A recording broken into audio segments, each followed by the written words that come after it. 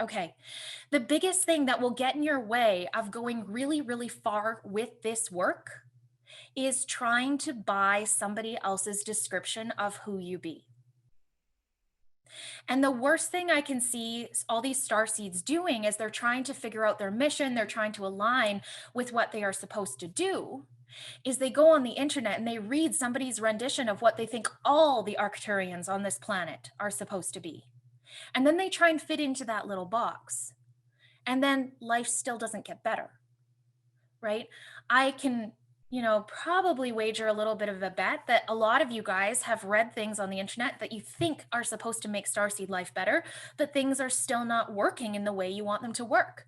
Maybe you started hearing some of the light language. Maybe you started doing a little bit of channeling. Maybe you're brand new on the path and you start a little energy work and your body is still not cooperating. Why? Because everything you're consuming right now is your knowledge, it's not your knowing.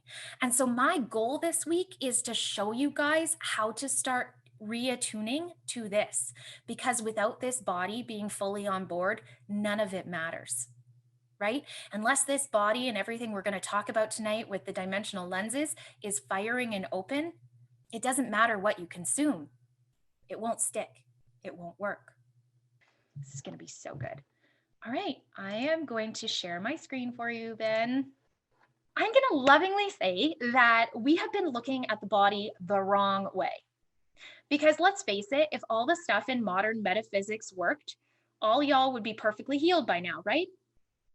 Right? We would. We've learned the stones, we've taken the essential oils, we've gotten the chakra stuff. Like if that all worked and we were looking at it the right way and we just did our positive affirmations and we just sliced those cords with our, our big invisible swords, like we would all be rocking and rolling. But the truth is we aren't. And it's because we're missing vital information.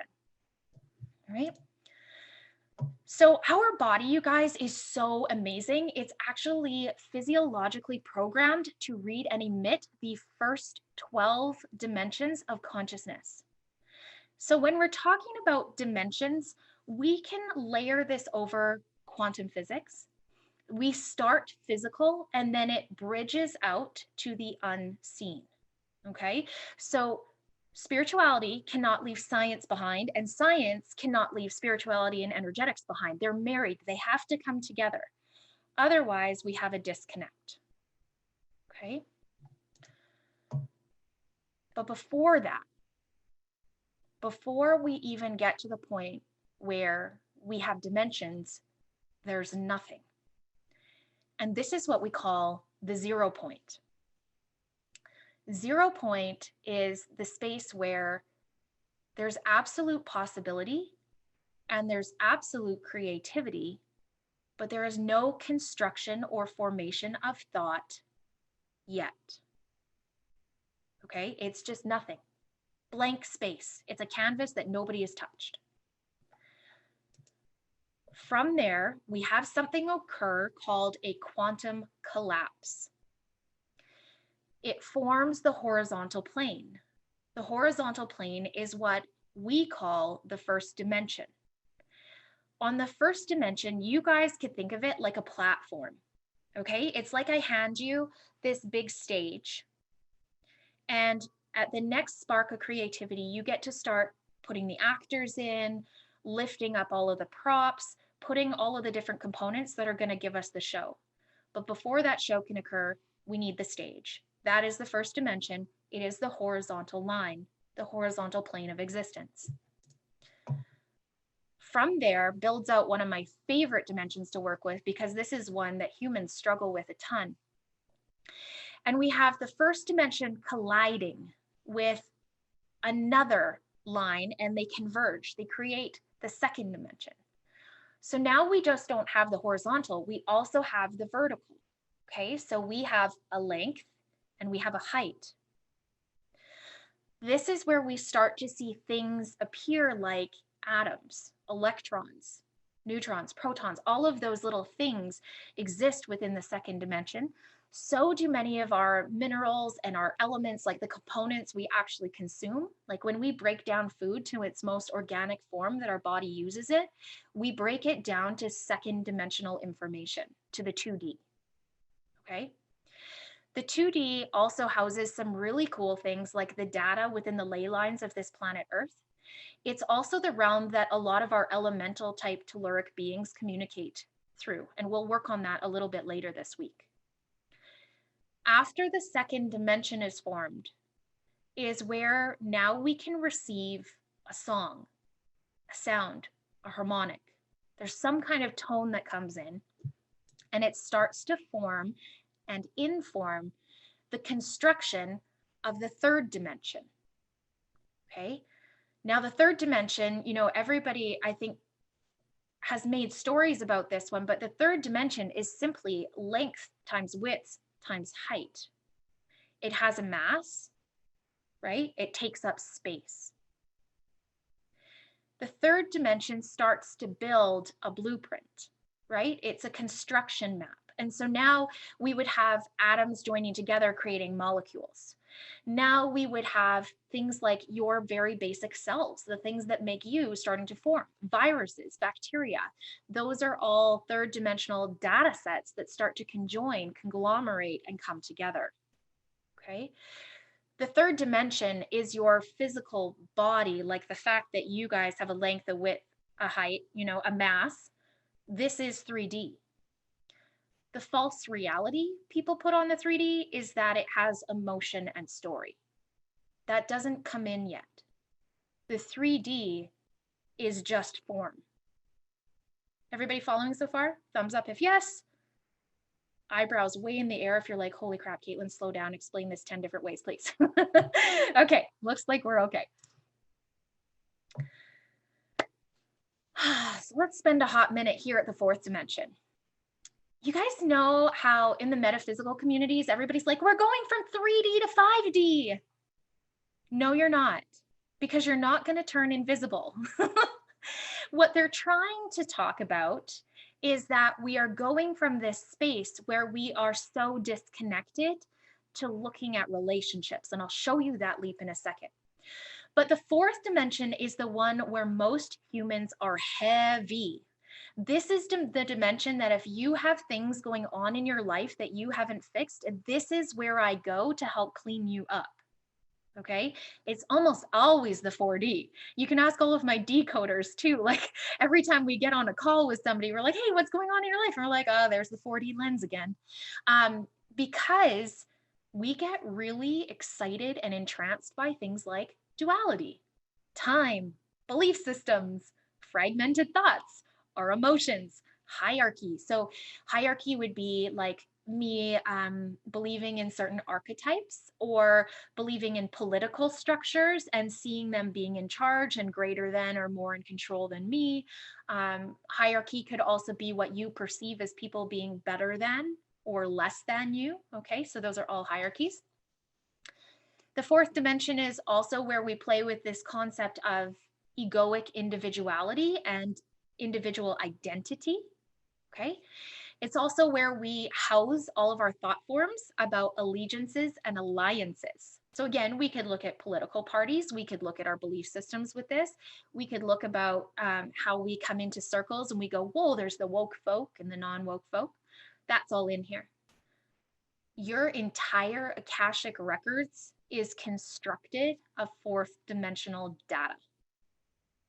So the Akashic records are not 5D, they're actually 4D data, which I find super interesting. We'll talk about those a little bit more down the road too.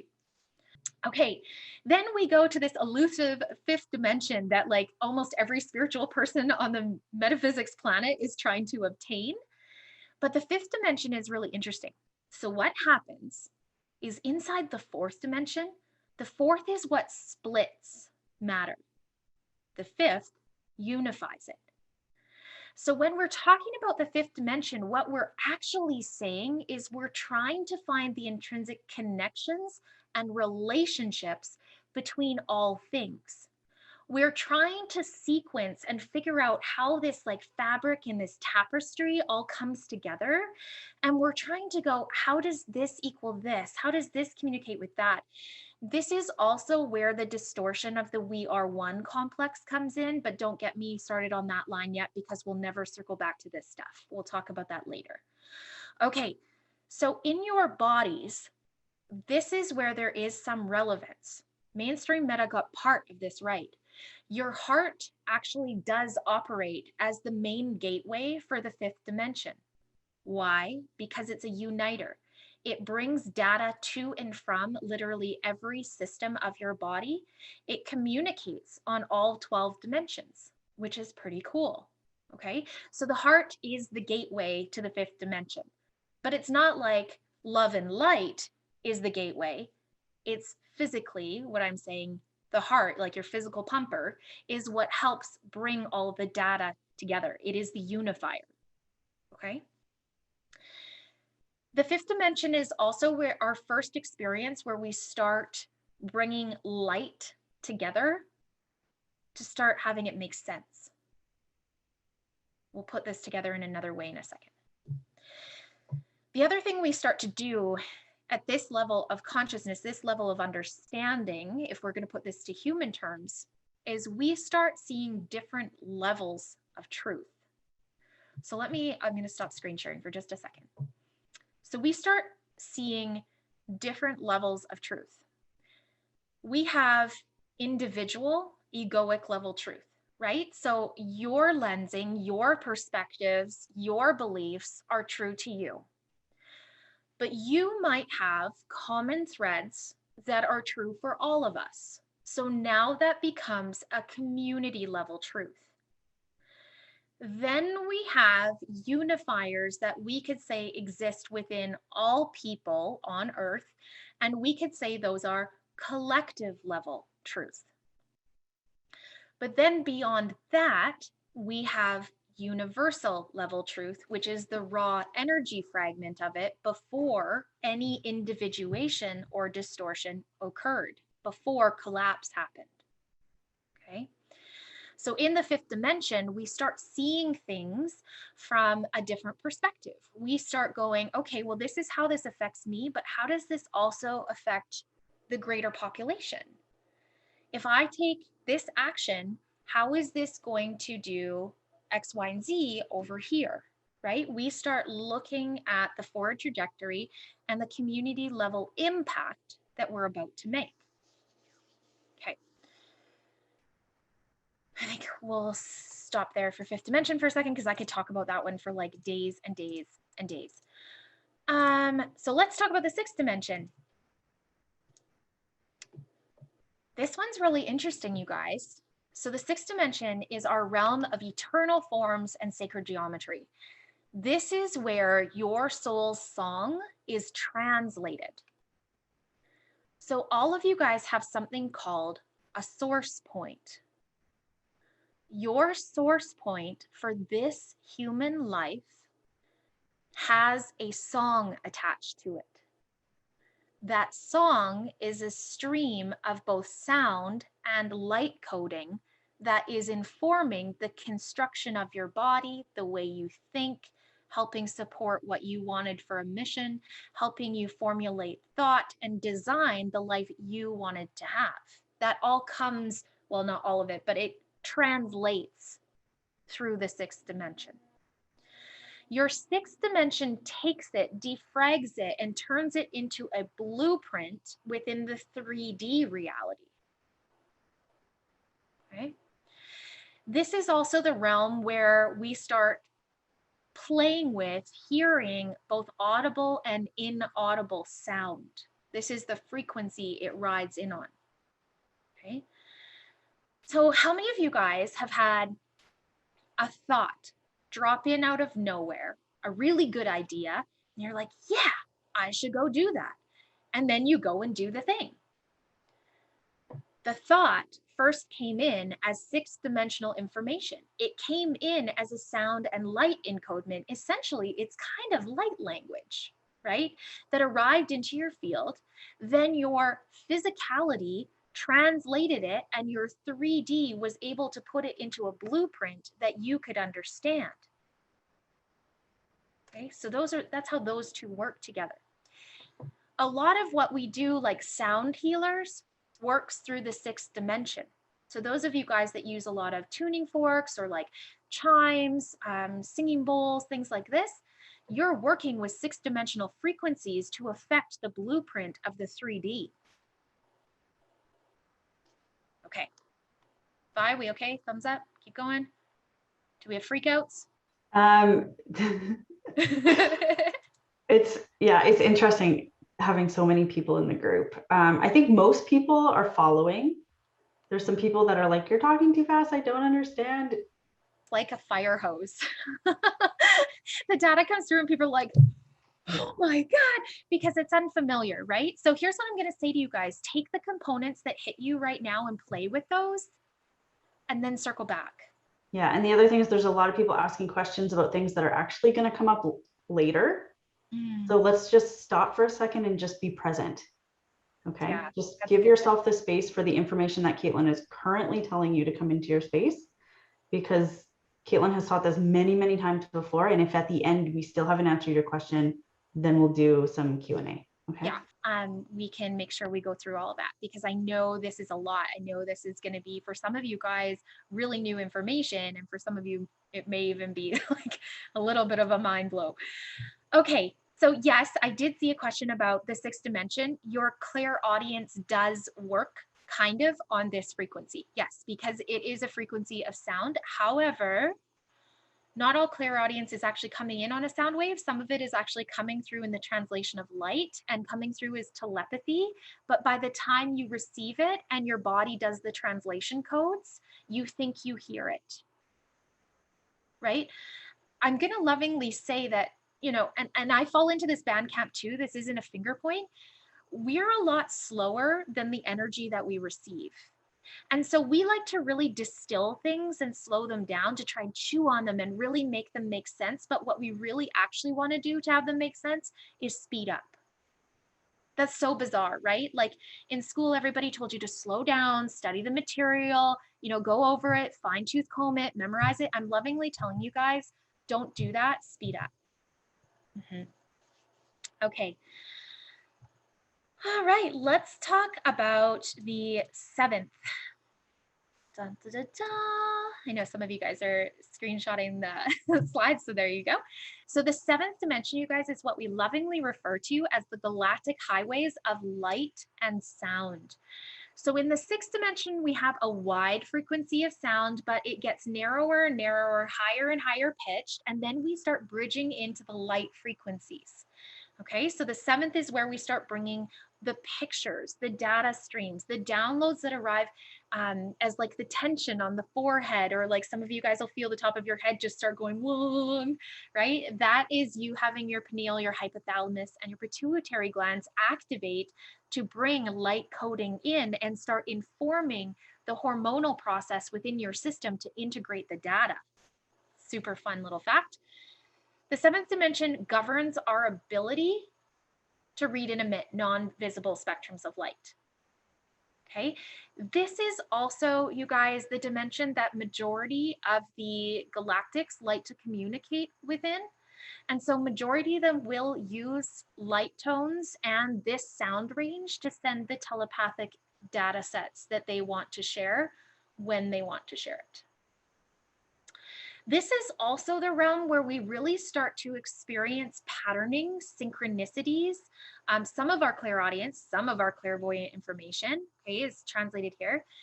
This is also where we start translating the principles of resonance. Okay, so I'm going to give you guys just a little bit of this hint for right now, because we're going to talk about it later in the week. A resonance field is what gets stricken when you guys, for example, hear a clearing statement, somebody says, and you're like, oh God, here come the waterworks. Or you are doing some healing work and all of a sudden a rage comes up. Or somebody says something to you and you automatically disagree and go into defense, or you automatically align and agree. Those are resonance fields. They're circles of information that contain a wide data set, all within the same vibrational hub, that whatever that information you're touching in is striking up where you currently stand. So I'm going to make this one, I'm just going to use a super simple example for a minute. A resonance field I use all the time is McDonald's cheeseburgers. Okay, some of you, I said McDonald's cheeseburgers and you were like, oh. Others were like, yeah, and how about a side of nuggets, please? Ooh, McChicken sauce, right? Like some of you guys went there. So some of us went, McDonald's is bad and evil. Do you know what they do to all those animals? And others of us were like, nom, nom, nom, right? They're all on the same resonance field.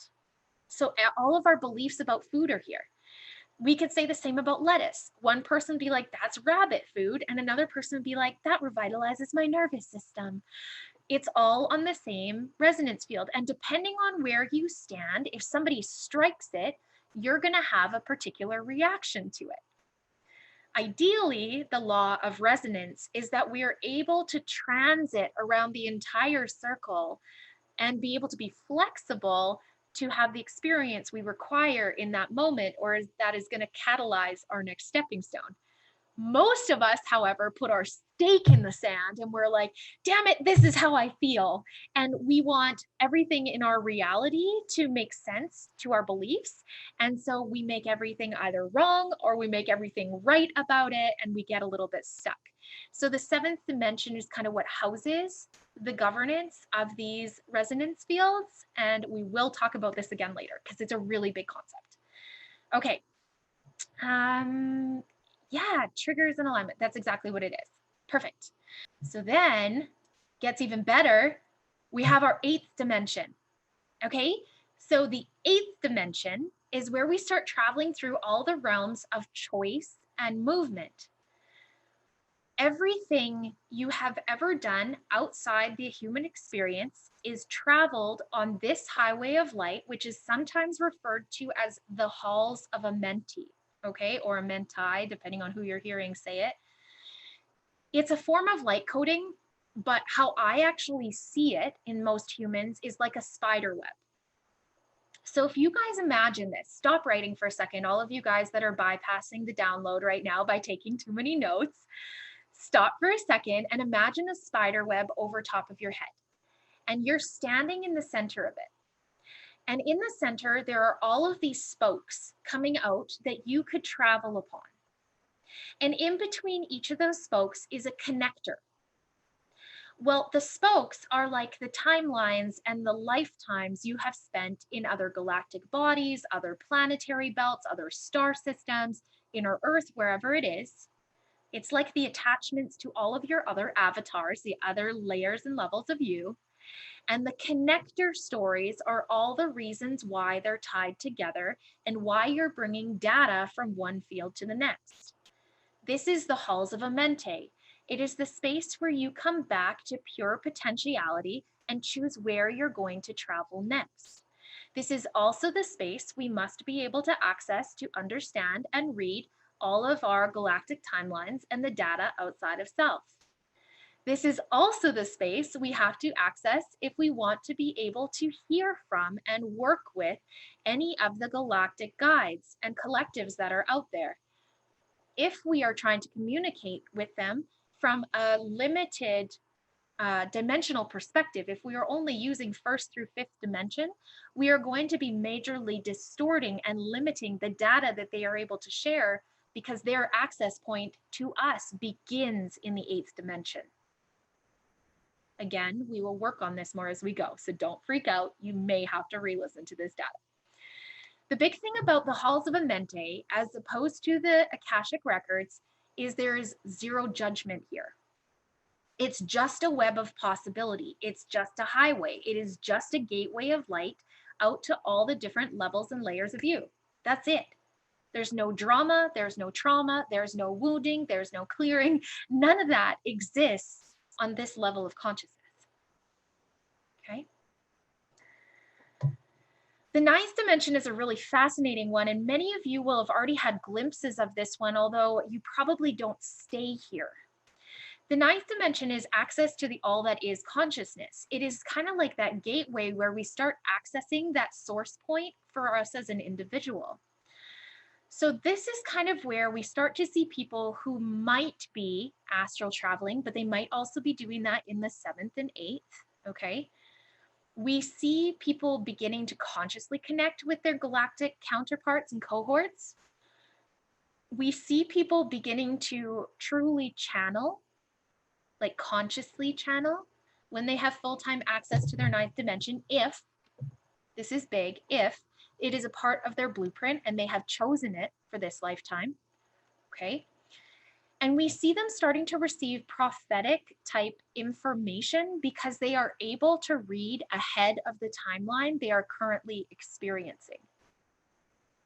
The other thing that is really interesting about people, I find, when this dimension is on, is there is like this undeniable soul level peace. Like it is just this radiance and knowing of who they are, what they are doing. And it's just like you just want to be in their presence because it's so flippin' clear. Ninth dimension being open on top of everything else, these people, they don't distort things. They tend not to be plugged into duality games. There's no hierarchy here. They just have a very easy presence about them, maybe intimidating at first, but they have an easy presence about them because it just is. Okay, it's that it just is consciousness. All right, then we have the 10th dimension. Now, all of my decoders in the room, you guys know this is one of my favorites. So something you guys might not know about me is part of my background is in osteopathy. So if you have a broken body, like come to mama, I want to fix it. It's like part of my nature. So your 10th dimension is your vertical axis. Okay, so it physically contains your spine, the spinal cord, your skeletal system, your central nervous system, and some of your major nerve pathways. Okay. You can imagine the 10th dimension like a big electricity pole. You know those huge transformer poles that have to string up dozens and dozens of wires to send them different directions? That's what the 10th dimension does within your body. It's holding all of these communication wires up to create a network to deliver data from one zone to another and say, hey, I need this action to happen over here. This 10th dimension also responds to gravity and the magnetic forces. So you guys are probably all really sensitive when things like the Schumann resonance spikes, or the sun has corona holes, or has like plasma temper tantrums and starts shooting things towards the earth. Your 10th dimension reads and picks up that information. This is what is delivering it to you. You can kind of think of it like your own north-south pole. So the north side coming out your head should be connected to your source point, and the south side coming out your perineum, so like bottom of your tailbone zone, should be our anchor to this earth planet because currently this is home, right? It acts as an energy conductor. But you guys, super cool about the 10th. Can I go up, Violet? I have to go on attention because I love the 10th dimension so much. I need to tell you guys this. Yeah, just do it. Oh God, this gets me jazzed. You want to know what turns me on? The 10th dimension. Okay, and men in kilts. Here's why I love it so much. Your body tells me everything that's wrong with you before I even have you open your mouth. And that's not even on a psychic level. Like I can train all of my healers to see it. So your spine has nerves that correlate out to different organs, to different nerves. It does something called a metamere complex. Metamere equals story. Okay, that's how we're going to see it. So you might have, for example, the back of your head giving you headaches at the top of your neck. And I can make a really big guess that the center of your neck is also really stiff. And if I go to pluck this muscle, it's going to be a hot mess express. You probably like want to crack your neck. If you go to the chiropractor, it's probably the same one every time. I can also postulate that that person probably is experiencing carpal tunnel syndrome. They're probably getting numbness if they keep their arm over their head. They probably also have minor digestive issues. Their hip is probably out. Why? Because metameres. So not only physically do they tell me everything that's wrong with you, they show me everything you're hiding. So your body is like, I'm totally fine. There's nothing wrong with me at all. And I'm like, let's talk about why you're in this curve. Why are your shoulders crooked? Why is one eyebrow higher than the other? Like, guys, just for shits and giggles for a minute, Like, just look at yourself in the camera. I mean, I know eyebrows are supposed to be sisters, not twins, but like, just look at yourself in the camera. Are your eyes both level? Is your chin straight? When you look at, are your shoulders level? Is your nose coming down your chin, like in the right angle, right? My camera's a little off to the side, so my face isn't the greatest one to use right now, but yours are cousins, Meg. That's so funny. Um, Listen, I think it's like every woman's dream to have twinsy eyebrows, but just don't think it's gonna happen, man. Okay, anyways, so when your body goes out like that, you tell me everything before you ever open your mouth. I know where your walk-ins are sitting. I know where your tech is sitting. I know where you're harboring all your cords and contracts. I know what emotions are hiding everywhere. I know how your hormones are operating. Like, your body tells me the whole story because of the 10th dimension and its intrinsic connections. Is that wild? Like, I just think bodies are so cool. I love them. It is so cool. This is like, all of my decoders get into this too. I think because I'm so excited about that. They come in there and they're like, whoa, guys, I was walking down the street and I saw this, this, and this in this body. And then, I figured out this about this person. It's like, boom, fix it. Yeah, I know. It excites me a lot. A lot, a lot. Anyways, another story, another day. Okay, now everybody's excited with me. Everybody's like on the 10th dimension train. So not only that, but your 10th dimension also shows me whether you are centered and in alignment or not. It shows me whether you are walking your talk or giving me this false masquerading face to try and like give me this other front. So I'm just saying, don't ever hang out with me in person and try to lie to me. It doesn't work. I'll just be like, let's talk to your cervical vertebrae there and what just happened.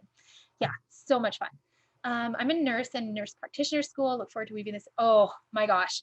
I have a couple of nurses in our decodes program right now, and they're both like, A, where were you when I was learning anatomy and physiology? B, oh my God, this is a game changer. So fun. Okay, I will get less excited now. We'll go talk about the 11th dimension. All right, here we go. So the 11th dimension, you guys, this is like all of the fluids, the water, okay? So it physically involves your craniosacral system. Do you guys know what that is? Kind of. Okay. So your craniosacral system is the relationships between the fluid within your spinal column around your brain, down through your spine, all the way down to like your tailbone, your sacrum. And it acts like a pump. I have to put two hands in the camera. So the head sends fluid down the spine. It pushes it like this, and the sacrum receives it. And then the sacrum pushes it back up, and the head goes like this. It keeps your nerves nourished. It keeps making sure that everything you are integrating and understanding is being delivered through the whole body. It also governs how your organs move, because every single organ has a motion that also has a craniosacral rhythm. So for example, kidneys do this, they rock. Well, they should. Most people's don't.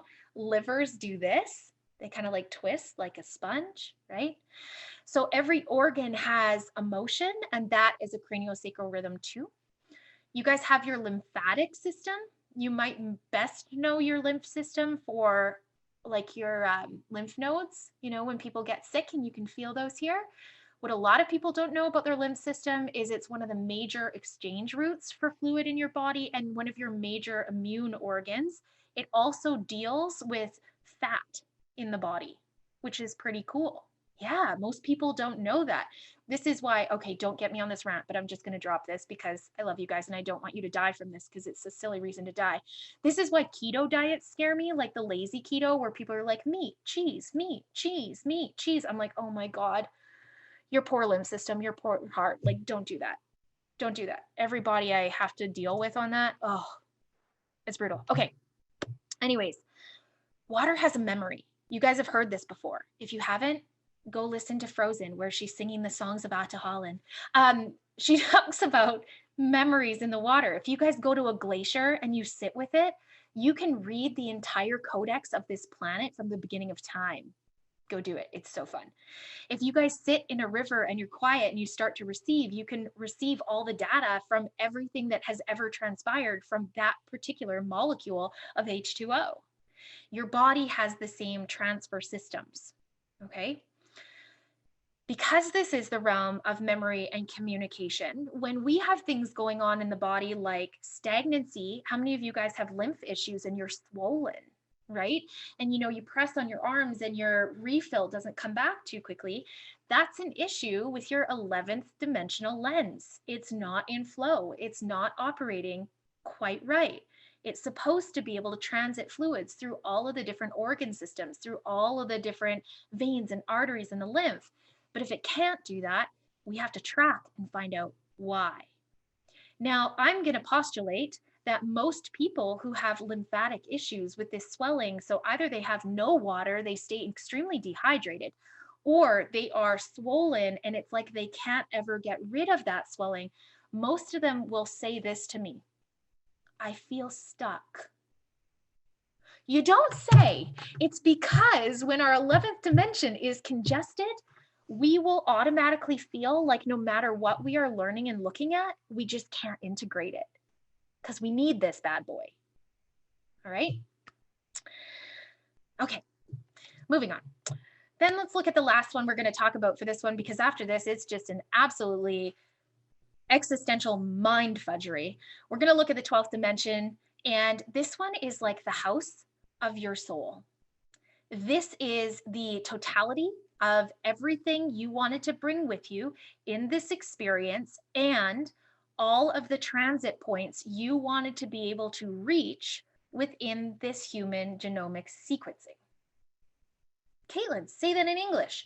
Okay, everybody remember, or like pretend you are inside that big dome on my screen. Okay, so put yourself inside that web. And inside that web, from each of those little points where it comes together and like there's a center point where triangles meet, you have the opportunity to create this big, long silver cord that reaches out, for example, let's say to Orion, where you've had a lifetime, or one of those triangles might house the understanding you have about Atlantis. And one of those triangles might house all the things you've come to know about what being a human is. And one of those triangles might be encoded with what you wanted your mission to be in this lifetime. Okay, so you could have cords out to places and you can have fractals of your data that converge together to give you the full picture. This is the point where we really start to access all of our avatars, so all the versions of us, and all of the parallel realities we are walking within, which is pretty cool. This is where you can start seeing through your other avatar's eyes, which is like an amazing experience. Okay, Vi, I want to actually share your experience in the 12th dimension. You can talk about this a little bit. So when Violet was here in December? Yeah, we did, we can't even call it a past life hypnosis. I took her into a really deep trance state to get her channeling from other levels of herself. And she actually took herself out to being in an Alnitak Orion whale form. Okay. Now, Violet, can you start at the point where you turned inside out? It was the coolest thing. Yeah, so I started out as this kind of angelic type being. It was like a guardian angel, and then I moved into the Orion. And so what happened was this like portal opened, and all I saw was just like all the colors. It was like a tunnel of rainbow. It was just crazy, and like rainbow paint splatters. And then it was like this moment of like being sucked through it, but I couldn't stop it and I couldn't turn around. And it was kind of that feeling of like when you go onto like a water, like you're at the water park and you go onto like a water slide and you let go and you're like, here we go, I can't stop now. It was kind of like that, but then it felt like, and I was seeing myself like turn inside out almost. But it made me giggle so much. Like it was the most freeing feeling ever. It's just like, it was like, wee. And she literally was like, wee. wee, this is fun. Look at all the, I think I'm inside out. She's like in this trance state saying this to me. It was so funny.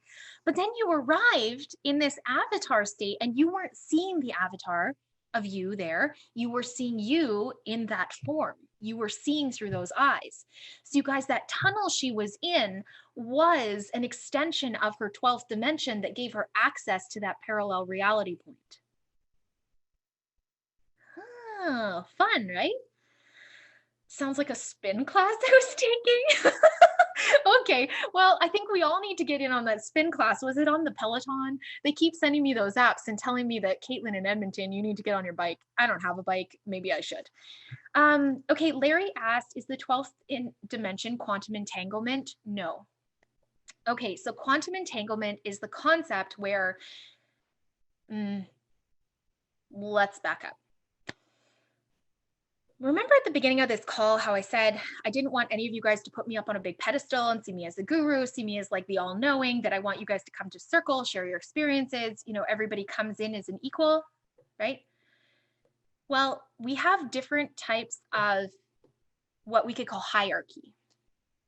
In a simple hierarchy, this is where you see the archetype of the teacher and the archetype of the student.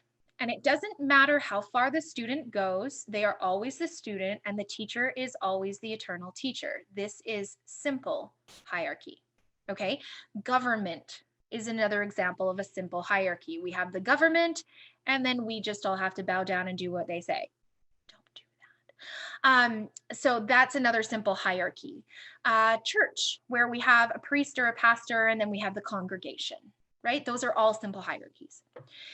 Then we enter into something called quantum entanglement or quantum hierarchy, okay, where it's like we take turns, but I might be your teacher in this moment, but in the next you become mine, and we just kind of keep moving in and around each other. But in order to get to that point, we have to have our entire system moving in sync. All 12 dimensions need to be on and firing to get to a point where we can do something called a collapse. I'm really oversimplifying this, but if you guys want to read about this, there is a really good book I can recommend, mind you. It's bedtime reading. You will want to go to sleep because you'll be like, ooh. It's by some person. It's called The Quantum Doctor. That's what it's called. I can't remember the name of the author. I should know it. It'll come back to me. I'll put it in the group. Anyways, it's called The Quantum Doctor. And my team is like, you know the name, just let it out. And I'm like, I don't. Somebody write it down. Anyways, so when we get into a quantum entanglement and we want to get to a collapse period, a collapse is where we get to the space where anything could occur. We are both willing to be in absolute creativity in that moment without any conclusion. And we're willing to go back to the very beginning, 0 point, to build something new again. Thank you, Faith. They just put it in the chat. There we go. They got it for you. I should know that. It's been like one of my instructors for the last year, but his name just was not following out of my mouth. That's really bad. Okay, pun fuck it. That's bad. Anyways, so yes, it is the transfer of consciousness. It is the ability to move things back and forth, but it's not just that. That's just the beginning. The transfer of consciousness isn't just the entanglement, it's the ability to get to that spot where both of your data sets converge and now you both know nothing and there's a new set of creativity and data that can emerge. That's the next part of the collapse. Okay, so it all builds on one another. Anyways, big conversation, not really relevant to this week, but you know, if you guys want to talk about existential stuff, like I'm your girl, we'll have those combos. Can the dimensions intertwine or work in tangent to create like a moment or a vision? Yes. All right, so let's talk about these in a little bit of real time. So in real time, we would have, for example, perhaps our second dimensional lens communicating with the fourth. So remember, the second is all of our 2D information, which is elements, ions, like minerals, things that we could consume potentially. that might be being informed by how we are feeling. And those feelings might change based on a 6D thought or inspiration we receive. Okay, so the 6D could then inform the 4, which would change the 2. We could have moments where we're uncomfortable with our 3D form. Like, I'm going to wager a guess that over 99% of us on this call have had something that we've looked at in our bodies that we're not pleased about over the course of our lives, right? So our 3D may be uncomfortable, and we're forming that thought from a 4D perspective, but the change might come in from a 7D download. Okay, so they all talk and work with one another. Okay, so the last thing I'm going to say about this for tonight is that within the dimension structures, we can't operate off of any of them as a singularity. You would die. Okay, your body is programmed for all 12, and it uses them to eat, to think, to feel, to see, to hear. They literally are your senses and your entire physiological system, and they all need to work together. Lenses, like the dimensional lenses within your body, are never completely off or blocked, but they can become distorted or limited. If one gets really, really heavy, it can massively change how another operates. So we can go into imbalances in that way. So that's something that, you know, if you guys have looked at that chakra model, we could kind of take that theme over. But it gets a little more complicated. So I think in the traditional chakra system, God, I haven't even studied that thing in like years. I think if we were looking at the 4th chakra, we would be talking about the heart space, would we not? Yeah, heart, throat. Duh, duh. Okay, so we would be talking about the heart space. But the 4th dimension governs more than just giving, receiving, and love and connection. It's beliefs, it's hierarchy, it's fragmentation of thought, it's that fractalization, it's that splitting of consciousness. And if something is wrong with our 4th dimensional lens, it's not just our heart or this center that we're going to feel it in. The 4th dimension is going to inform how we want to eat, how we want to move, what we see, what we hear. Okay? So the body doesn't just compartmentalize how we've been taught. The 4th dimension has multiple organs that all operate within it. There are some that are immune, that ignore the 4th dimension, because otherwise, again, you would die. So there are some of them that ignore the 4th dimension to be able to function the way they need to function, which is super interesting. But there are some of them that are highly reliant on it. For example, your adrenal glands, your fight or flight hormones, right? Those stressor hormones. That is highly subject to 4th dimensional frequency.